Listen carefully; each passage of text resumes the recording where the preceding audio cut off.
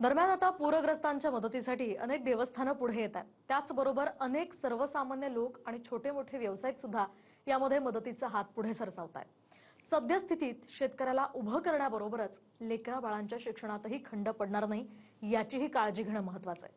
पाहूयात या संदर्भात एक रिपोर्ट। सर्वस्व गमावून बसलेल्या लोकांना मदत करण्यासाठी दौलत नाही तर दानत लागते। याची अनेक उदाहरणं पूरग्रस्त भागात पाहायला मिळतात। मराठवाड्यातलं हॉटेल भाग्यश्री हे कायम सोशल मीडियामध्ये चर्चेत राहतं। त्याच हॉटेलच्या नागेश मडकेंनी पूरग्रस्त भागात वह्या पुस्तकांचं वाटप केलंय। एक शाळेची बॅग आणि आवश्यक पुस्तकं वह्यांची गाडी घेऊन ते पूरग्रस्त भागात लोकांना मदतीचा हात देत आहेत।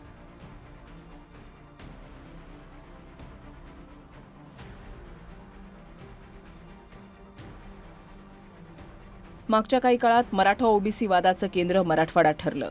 मात्र याच मराठवाड्यातून मुंबईतल्या मराठा आंदोलनाच्या काळात विविध जाती धर्माच्या लोकांनी अन्नधान्य सुद्धा पाठवलं होतं। त्याचप्रमाणे महापुरासारख्या कठीण काळातही मराठवाड्यात एकोप्याचं दर्शन घडतंय।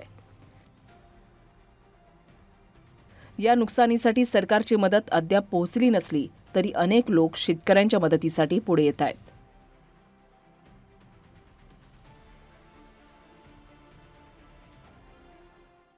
कितवीत आहे तू आणि काय झाले? दुसरीत। बर, काय काय भिजलं पुरामध्ये? दप्तर। बर, मग आता पुस्तक काय काय दिलं होतं शाळेमध्ये तुला? पुस्तक, वही। बर, हा, मग आता काय सगळंच गेलं? मग आता काय करायचं? हा, चौथीत। बर, काय होतं दप्तरामध्ये? काय भिजलं? काय राहिलंय का शिल्लक? नाही।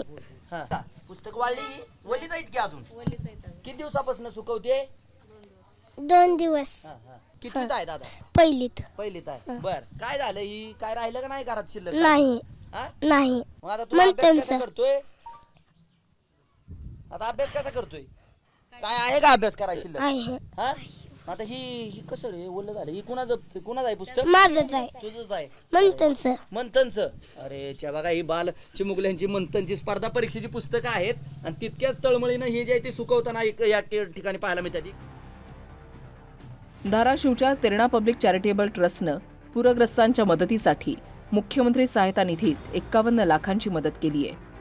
शिर्डीच्या साईबाबा संस्थाननं मुख्यमंत्री सहायता निधीमध्ये 1 कोटींची मदत देण्याचं जाहीर केलंय।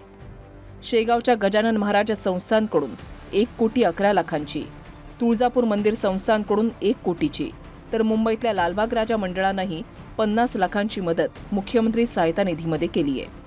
त्यामुळे आता महाराष्ट्रामध्ये मोठमोठ्या रामकथा आणि भागवत कथांचं आयोजन करणारे संत महंतही मदतीसाठी पुढे येतात का? विविध मठांकडूनही किती मदत घोषित केली जाते हे पाहणंही महत्त्वाचं असेल। Bureau report, TV9 Marathi.